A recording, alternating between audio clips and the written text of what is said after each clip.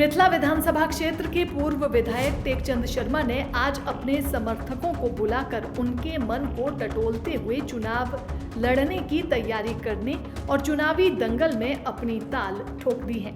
कार्यकर्ता मीटिंग में टेकचंद शर्मा की बड़ी बेटी ने जहां अपने पिता के लिए समर्थन और वोटों की अपील की, वहीं टेकचंद शर्मा ने पत्रकारों द्वारा पूछे गए एक सवाल पर वर्तमान विधायक पर व्यक्तिगत टिप्पणी करके कटाक्ष कर दिया। वहीं अपने भाषण के दौरान भी परोक्ष रूप से युवाओं को सिगरेट और शराब पिलाकर भविष्य खराब करने का आरोप जड़ दिया। वहीं पूर्व विधायक द्वारा आयोजित कार्यकर्ता और समर्थक बैठक में पहुंची उनकी बड़ी बेटी डॉक्टर स्नेहा शर्मा ने भी अपने पिता के लिए मार्मिक अपील की। इसमें मैंने भारतीय जनता पार्टी ज्वाइन की थी। उन्होंने टिकट उस समय पर किसी कारणवश नहीं दिया। हमने भारतीय जनता पार्टी में सेवा की। हमने अपने विश्वास, विकास और माहौल को लेकर के चले। कई बार हमारे क्षेत्र में कई बार छोटी मोटी बातें हुई तो उनका विरोध भी करना पड़ा। बाकी अब की बार जो सर्वे हुए हैं, जिस तरीके से लोगों ने मेरा कामकाज देखा है, जिस तरीके से लोगों ने मेरा व्यवहार देखा है, उसमें हम भी उम्मीद ये लेकर के चलते हैं कि भारतीय जनता पार्टी की हर हालत में टिकट भी मिलेगी और लोगों को साथ भी लेकर के हम चलेंगे। मौजूदा विधायक कहते हैं कि अगर मेरे को टिकट भाजपा ने नहीं दिया तो पृथला में कभी कमल नहीं खिलेगा, तो इसके बारे में क्या कहना? भाई साहब, उनके हिसाब से मैं बात नहीं करना चाहता। वो तो जन क्या क्या कहते हैं। ये स्टेटमेंट उन्होंने 4 बजे के बाद दी थी या पहले दी थी? ये शायद 4 बजे के बाद में 4 बजे के बाद की उनकी स्टेटमेंट। विधायक कहते हैं कि अगर मेरे को टिकट भाजपा ने नहीं दिया तो पृथला में कभी कमल नहीं खिलेगा, तो इसके बारे में क्या कहना? भाई साहब, उनके हिसाब से मैं बात नहीं करना चाहता। वो तो जन क्या क्या कहते हैं।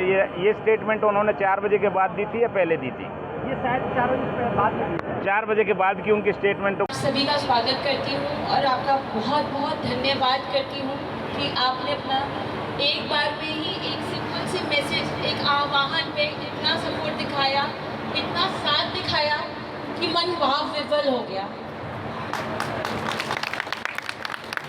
मैं आप ही की बेटी हूँ, आपके बीच में शायद कुछ समय से आने लगी हूँ, पर आपका हिस्सा सदा से रही हूँ। अपने बारे में एक छोटी सी इंट्रोडक्शन बताना चाहूँगी। मैं डॉक्टर स्नेहा शर्मा प्रोफेसर हूँ। प्राइवेट डेंटल कॉलेज में स्टूडेंट्स को पढ़ाती भी हूँ डॉक्टरी के लिए। और जैसे कि हमारे पिताजी ने पृथला को अपनी संतान रूपी मानकर उसको एक आकार देना चाहा जहाँ पे हर बच्चा सक्षम बने और जीवन में आगे बढ़े। उन्होंने हर कदम पर बस एक ही चीज़ कही कि बेटा, अगर जीवन में आगे बढ़ना चाहते हो तो अपने पैरों पे खड़े हो जाओ, सक्षम बन जाओ। और आज यही सपना लेके वो पृथला में हर बच्चे से लेके बड़े तक के लिए आगे बढ़ना चाहते हैं, अगर आपका साथ हुआ तो। और साथ के लिए आप सब जब सामने दिख रहे हैं तो इसमें मुझे कोई गुंजाइश की बात लग ही नहीं रही है। मैंने अभी पीछे कई गाँवों में जाके देखा, काफ़ी लोगों की नाराज़गी सिर्फ एक चीज़ से थी, 5 साल में इलेक्शन क्यों नहीं लड़ा। तो आज अगर आपका सिर पे हाथ है तो ये नाराजगी बिल्कुल दूर होगी और आप सबके साथ आगे बढ़ेंगे। एक छोटा सा वक्तव्य याद आता है। दिनेश जी और पिताजी बात कर रहे हैं आपस में घर पे कि बच्चों, तुम जीवन में पैरों पे खड़े हो चुके हो। अब मेरा जीवन, हम तीनों बहनें अपने पैरों पे खड़ी हैं, प्राइवेट नौकरियों में जुड़े हुए हैं। कभी उन्होंने इस चीज़ का जैसे 2014 में रहे भी MLA रहे हैं, उस दौरान भी उन्होंने कभी ये नहीं कहा, और ना उन्होंने हमें ऐसे संस्कार दिए, ना ऐसा बनाया कि हम उनसे कहते कि आप हमारी सरकारी नौकरी लगवाओ। पर उन्होंने नींव इतनी मजबूत कर दी कि अपने पैरों पे खड़े हो जाओ, ताकि कल किसी की सहायता के लिए तुम्हें उनके आगे हाथ जोड़ने ना पड़े। और इसी तरीके से हमारे पृथला क्षेत्र का कोई बच्चा, कोई लड़की कभी हाथ नहीं छोड़ेगी किसी के आगे नौकरी के लिए। वो सक्षम बनेंगे, आगे बढ़ेंगे।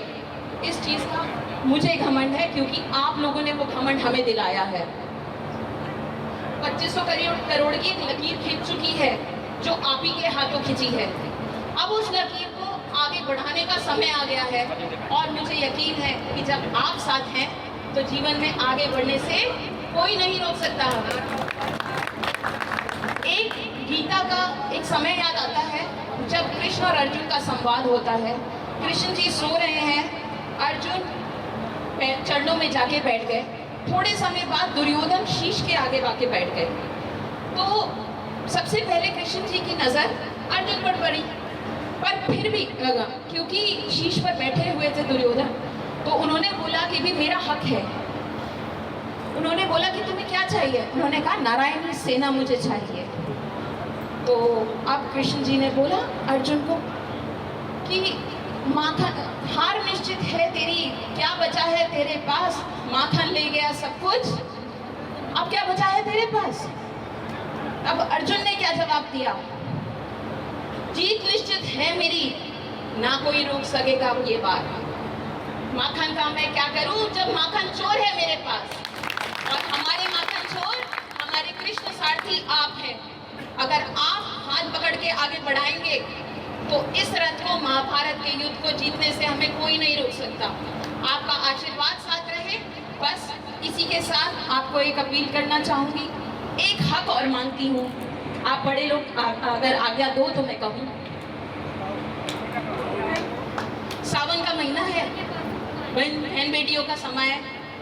अब अगर इसमें जो है क्या कहते हैं, बहन बेटी आके आपसे हक से कुछ मांगे तो मना तो मुझे नहीं लगता कि कोई भी कर पाएगा। तो सब लोग एक बार वहीं से हाथ खड़ा कर दो सिर पे रखने के लिए कि जीवन में आगे बढ़ने के लिए हम तैयार हैं, तो आगे बढ़ेंगे। दैनिक सवेरा के लिए पलवल से गुरुदत्त गर्ग की रिपोर्ट। देश दुनिया की हर खबर सबसे पहले देखने के लिए फॉलो करें Dainik Savera TV, YouTube, Facebook, Instagram, X और व्हाट्सएप चैनल पर।